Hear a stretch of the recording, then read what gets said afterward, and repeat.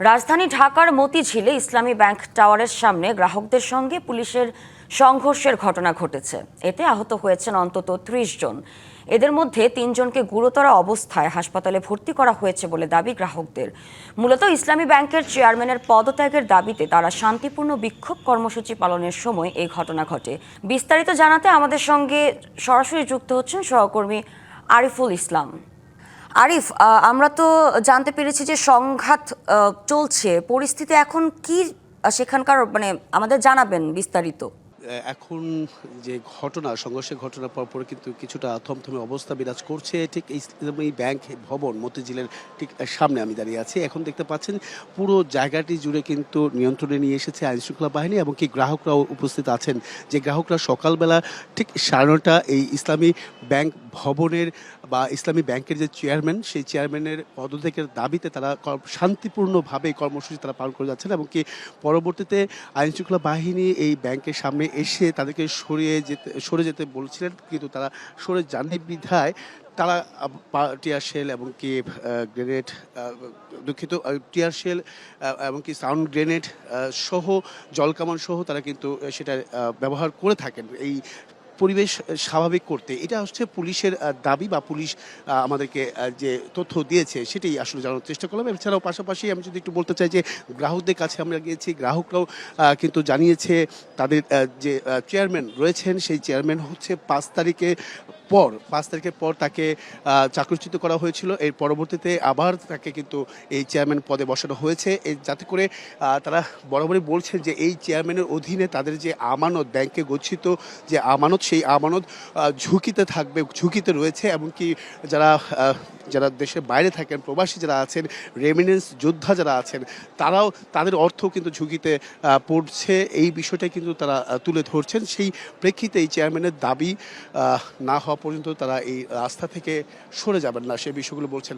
একটু জানতে চাই আপনারা যে এই আজকে সকালে যে ঘটনাটি ঘটেছে, এটা আসলে আপনাদের দাবিগুলো আসলে কী ছিল? একটু আমাদের দাবি হচ্ছে ইসলামী ব্যাংক মূলত 2017 সালে তৎকালীন ফেসিস্ট সরকার আওয়ামী লীগের আমলে তার দোসর ব্যাংক লুটেরা এসালাম দখল করে নেয়। কীভাবে দখল করে নেয় সেটা আপনারা জানেন, যে হোটেল রেডিসন ব্লুতে রিজার্ভের মাধ্যমে, এটা সবাই জানে। একটা জোরপূর্বক তাকে আবার পুনরায় যে বহাল করা হলো চেয়ারম্যান পদে, জি জি জি জি জি নগদ নিয়ে এলো হার না মানা হার অফার। সর্বনিম্ন 10,000 টাকা রেমিটেন্স নগদে পাঠালে থাকছে স্বর্ণের হার জেতার সুযোগ। হ্যাঁ, আমরা আমাদের যে ব্যাংকের টাকাগুলো আছে, আমরা গ্রাহক, এই টাকাগুলো আমানতগুলো আছে, সেগুলো তো ঝুঁকিতে পড়ে যাবে। ইতিমধ্যেই তারা ওই আমলে প্রায় 74,000 কোটি টাকা লোপাট করে নিয়ে গেছে। সেটা ডকুমেন্ট বাংলাদেশ ব্যাংকে আছে। আপনি নামে বেনামে, নিয়ম মেনে অনিয়ম মেনে তারা লুটপাট করে এই টাকাগুলো নিয়ে গেছে। সেই টাকাগুলো তারা সিঙ্গাপুর, সাইপ্রাস, দুবাইতে হোটেল আবার পুনরায় যাতে করে এই ধরনের ঘটনা। জি আমাদের সরকারের কাছে দাবি হচ্ছে যে সরকার যেন এই ইসলামী ব্যাংককে হেফাজত করে।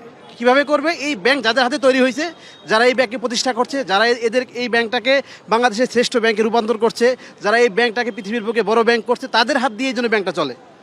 আপনাদের কাছে এই সংঘর্ষটা আসলে কেন হলো, মানে পুলিশ কেন আপনাদেরকে বাধা দিল?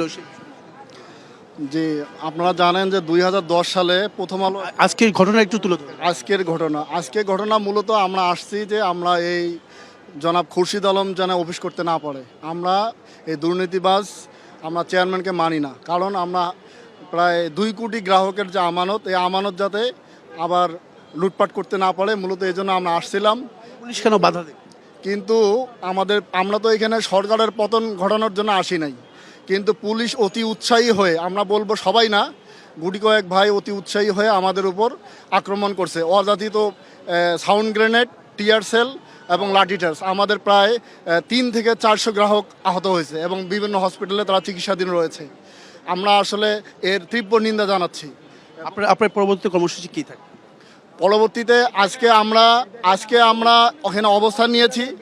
আমাদের দেখতে পাচ্ছেন মিম যে এখানে যিনি আহত হয়েছেন তিনি এসেছেন, তাদের যে দাবি, সেই দাবি দেওয়া নিয়ে তারা শান্তিপূর্ণভাবে কর্মসূচি করছিলেন, যাতে করে চেয়ারম্যানের পদত্যাগ হয়, কিন্তু সেক্ষেত্রে আসলে ঘটনাটা সংঘর্ষে পরিণত হয়, তার পরবর্তীতে কিন্তু আহত হয়। তবে একটি বিষয় জানিয়ে রাখি যে এই গ্রাহকরা অনেকে দাবি করছেন, তিনি বলছেন 3 থেকে 400 জন, কিন্তু আসলে সকালবেলা আমরা অনেক গ্রাহকদের সাথে কথা বলছি, তারা কিন্তু বলছেন যে 30 জনের মতো আহত হয়েছেন এবং কি তার মধ্যে এদের মধ্যে আসলে 3 জন গুরুতর অবস্থায় হাসপাতালে ভর্তি করা হয়েছে, সেই বিষয়টাও কিন্তু তারা তুলে ধরছেন। তো সবকিছু মিলেই পরিস্থিতি এখন থমথমে অবস্থা এবং আসলে অপেক্ষা করতে হবে, যেহেতু গ্রাহকরা আছেন এখনও, তারা অপেক্ষা করছেন তাদের নেতৃবৃন্দরা আসলে কি বলেন, পরবর্তী দিক নির্দেশনা কি দিবেন সেটার জন্য অপেক্ষা করছেন তারা। তো এই ছিল আসলে এখান থেকে সবশেষ মিল।